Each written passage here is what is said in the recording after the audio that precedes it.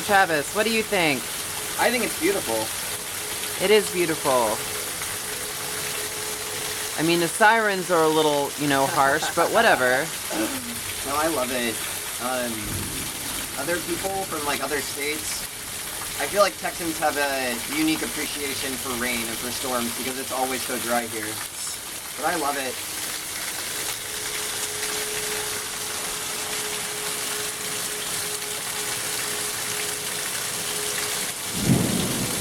And whoever said Texas didn't have natural lakes? In our driveways.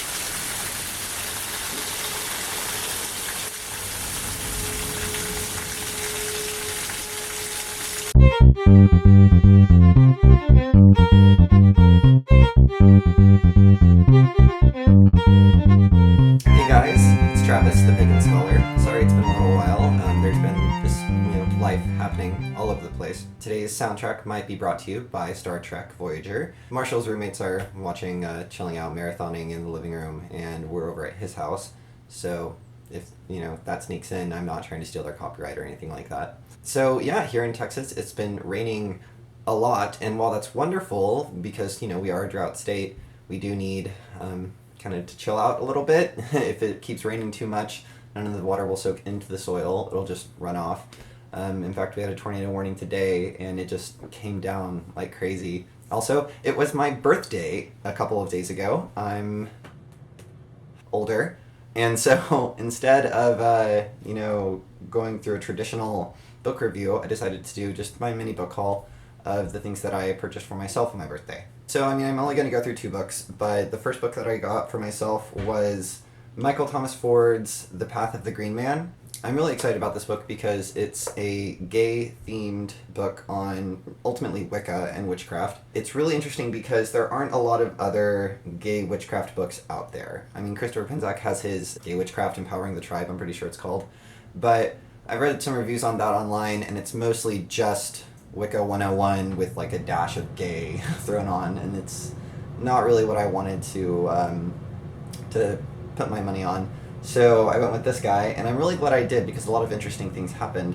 One of them is just kind of silly and whatever. I woke up with the song Beautiful by the Go-Go's stuck in my head, and as I was reading, in one of those parenthetical asides that the author was giving, he was like, well, my first concert was the Go-Go's, and I was like, oh hey, check that out, that's kind of cool. The other really cool thing though that happened was when I was 13, I would read these books called Circle of Three. It was these fictional books for teens. It focused on 3 girls who discovered witchcraft and Wicca, and it just goes over their journey of the fantastic things that they're learning and doing, the adventures that they go on with love spells gone awry.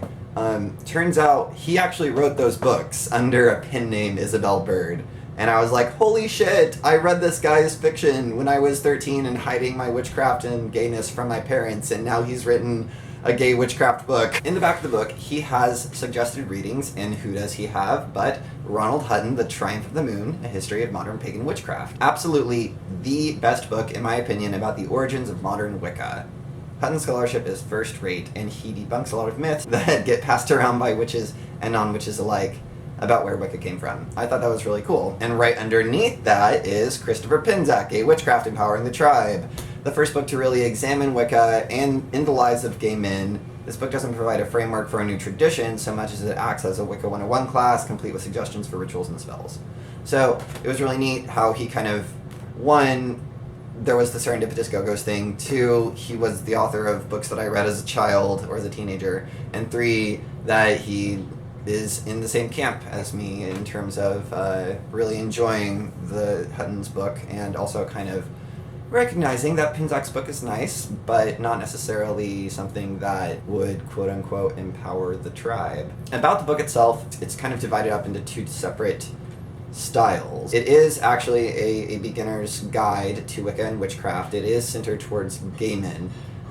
So it has, starting a practice, starting a ritual, developing a community, all of these things.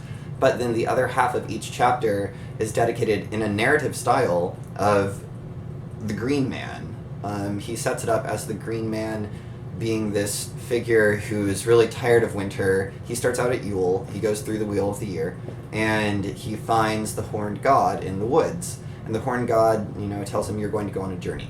You're going to experience these things. You're going to learn new things. So, be my mouthpiece on earth, but you have much to learn, young Padawan, or something like that. And so what he does is he has each chapter split between this is how you practice, these are suggestions for how you practice, how to set up and develop a new gay spirituality, and then the narrative form of the stories of each holiday in the Wheel of the Year. That being said, some of the stories were a bit of a stretch for me. He takes some artistic licenses, which is fine, it's Wicca, it's witchcraft, and it is definitely something that is tailored to each and every individual who practices it. And he's very forthcoming about the fact that, some of these holidays don't have a lot of tradition, so let's make it up. Again, the reason behind his narrative is to make it more accessible and give a mythos, a mythology, to a gay-centered practice.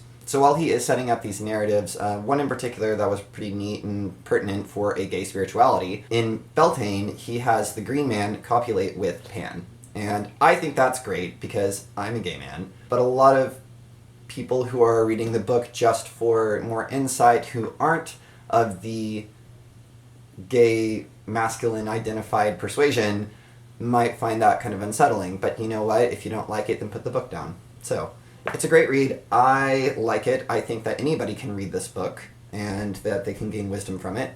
I really wish that Michael Thomas Ford had a better website. It's from 1999 defunct HTML website and it doesn't work. So please, if you're watching this, Michael Thomas Ford, revamp your website, please. The other book that I got is really exciting. The Handbook of Contemporary Paganism, edited by James R. Lewis and Murphy Pisa. I love this.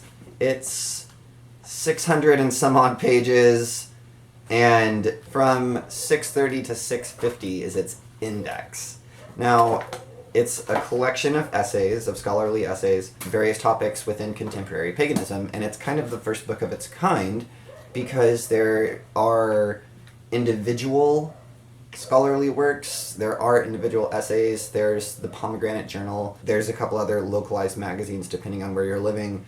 However, this is the first, collection of citable scholarly work that you could use if you were writing a paper for grad school or something like that. It's divided up into a couple different sections. There are historical approaches with essays by Neville Drury, Henrik Bogdan, Chas S. Clifton. There's sociological approaches with Helen Berger. She's got The Pagan Census, which is a great read. If you understand sociology terms, they're kind of difficult to approach if you don't know them, like I did. I had to kind of do some digging before I read that book, but it's an amazing read, so I'm really excited to read her essay. It's got magic and ritual, and the titles of these are great. The Wild Hunt, a mythological language of magic. Reclamation, appropriation, and ecstatic imagination in modern pagan ritual. Alchemic rhythms, fire, circle, culture, and the pagan festival. That's so great. Varieties of paganism, animist, heathenry, new old spiritualities in the West, neo-shamans, and the neo-shamanism, Australian paganisms, Celtic druid and the invention of tradition, family, youth, and popular culture, magical children and the meddling elders, paradoxical patterns and contemporary pagan cultural transmissions, of teens and tomes, the dynamic of teenage witchcraft and teen witch literature, and rooted in the occult revival, neo-pagans' evolving relationship with popular media. And then finally, racial ethnic issues. Weaving a tangled web, pagan ethics and the issue of history, race, and ethnicity in pagan identity. Sacred sites, artifacts, and museum collections, and, ominously, Wolf Age pagans. So I'm not sure what that essay is about. I've only read one so far. I've read parts of them, but one all the way through, I read Pagan Theology. Pagan Theology and the Goddess, Pagan Theology by Michael York. Really interesting read. I know I said I wouldn't do a review, but this isn't a review of a book, it's a review of an essay. So let me give you a taste of what this book is all about. So the chapter starts out with paganism has no gods, paganism has multiple gods. And that kind of sets the tone for the essay. It explores the questions that can be approached and viewed from a lot of different perspectives. York separates paganism from other traditions and kind of establishes boundaries of what it is for a religious system. Is it an Abrahamic religion? No. Is it a Dharmic religion like Buddhism or Hinduism? No. Is it a secular tradition? Obviously not. And then he talks about the different types of paganism. I mean, are we talking about the kahuna of Hawaii? Are we discussing Shinto's kami, the Greco-Roman Olympians and chthonic deities, the Chinese Qi and Qian, the Nordic Asir, the American divine ancestors, Quetzalcoatl,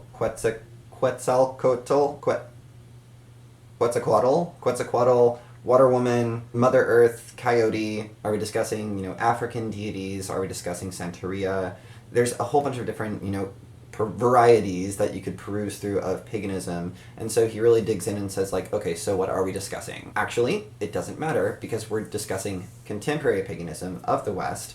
We can have different traditions and different mythologies, but let's not focus on one specific pantheon, and let's discuss what it means to worship a pantheon instead. He then mentions that paganism finds its root in idolatry. That is kind of one of those defining characteristics that sets it apart from other religious traditions. Obviously, within Abrahamic traditions, idolatry is frowned upon. And in the Dharmic religions, idolatry, you can have shrines, but ultimately they're impermanence, or ultimately they're just representations of something that needs to be understood in a more enlightened way. Paganism, as a religion of nature and of this world, focuses upon idolatry because its gods are recognized as being symbols. So the idol is a transport, it's a vehicle of worship, because suddenly, instead of, a god only being present in a metaphysical transcendent realm or in a far-off place or only being an abstract concept, we can recognize Jupiter as, yes, lightning, but he also has different symbols of, the swan or the eagle. Pagan gods have a multitude of representation in idolatry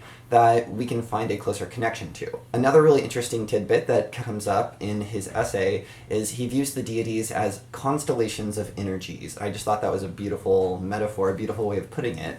My God, it's a constellation in the sky. Isn't that amazing? So these constellations of energies act as magnets, and the petitioner, the dedicant, they can fill themselves, they can attune themselves with this magnetic energy through rites of worship, through dedication, through reverence, through, whatever it is that turns your God on, and you can be a magnet yourself, and you can draw yourself to that magnetic deity. It's just a beautiful idea that this constellation of energies that has a pull, this gravitational magnetic pull, and we to ourselves can find resonance with deity by cultivating that idea and becoming closer to that deity. I thought that was really lovely. Another interesting thing that he mentions is the word cultivate. I'm just gonna have to read straight from the book. Interesting here, the Latin source for our word cultivation, as well as cult and cultic, is colere, colo, cultus, to cultivate. I cultivate. The same word that in Latin signifies to worship. In other words, our pagan Roman ancestors understood tilling and worshipping as the same fundamental activity. So all you garden hedge witches out there, when you're cultivating your garden, you are also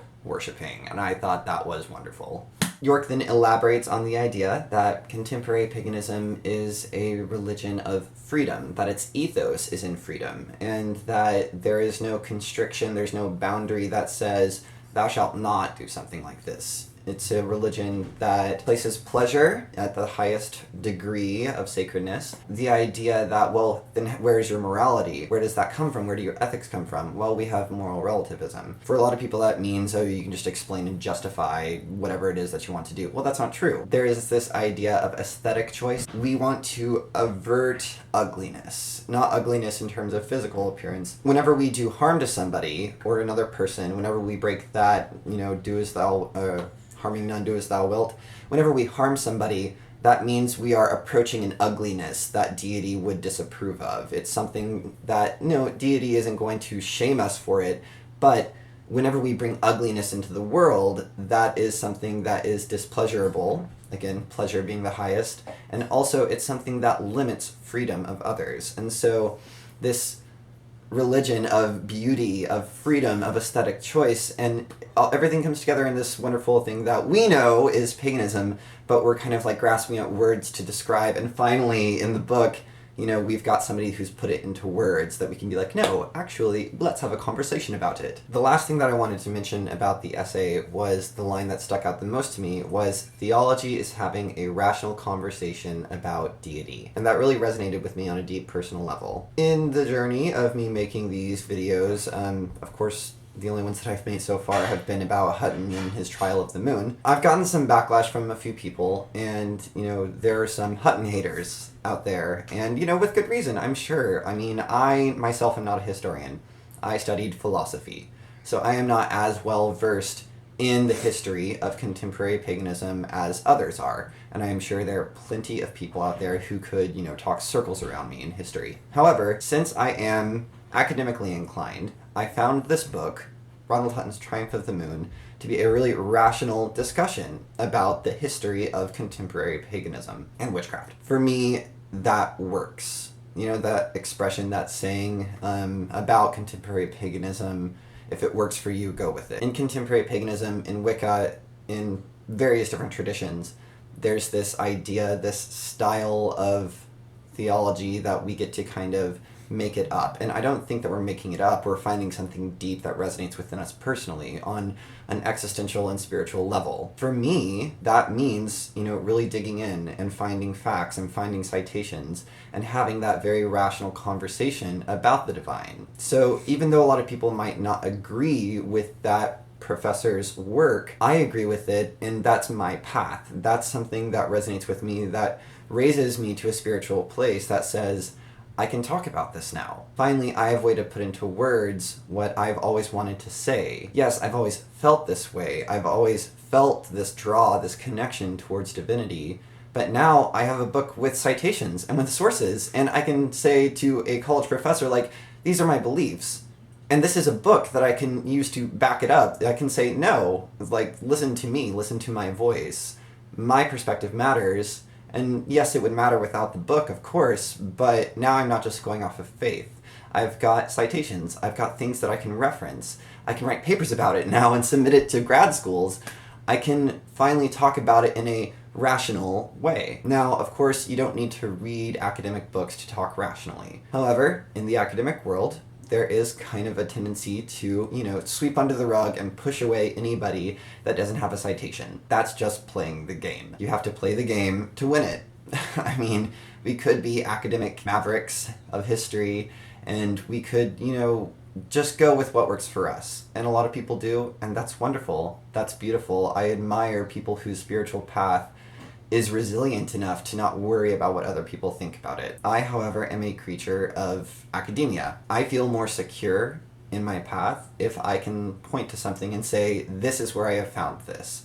This is where I have drawn this conclusion, and this is why I feel this way. I can logically explain, define, and lay out all of my terms, and I can reference and I can cite other people. I can stand on the shoulders of giants. It's not just me, myself, alone in this cosmic spiritual soup. I have structure, and I have a way of saying this is where my spirituality comes from. So that's why I read books like this. That's why I, you know, dig into alternative perspectives. And that's why I go crazy and actually spend 2/3 of the amount that I would spend on rent on a book. You know what? I've wanted this book for a year, so I'm going to buy it. And that's why I'm always so, you know, crazy excited whenever I find a book on paganism, on Wicca, on witchcraft, and it has citations that is not just other books on Wicca and witchcraft, when it actually has history, or even more so philosophy in its citations. Okay guys, well that's about it for this video. I am excited about the Handbook of Contemporary Paganism, because that gives me a lot of material to read and share with you guys. I'll dig more in depth into future essays so I can make future videos for you.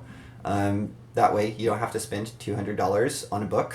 I can just, you know, read it for you. And it is my pleasure and honor to do that. If you have ideas for future videos or want to see something done specifically, please leave a comment. A like is always appreciated, and a subscription is even more appreciated. I will send you as much positive energy as I can spare should you subscribe to my channel. As always, thank you so much for watching, guys, and merry meet, merry part, and merry meet again.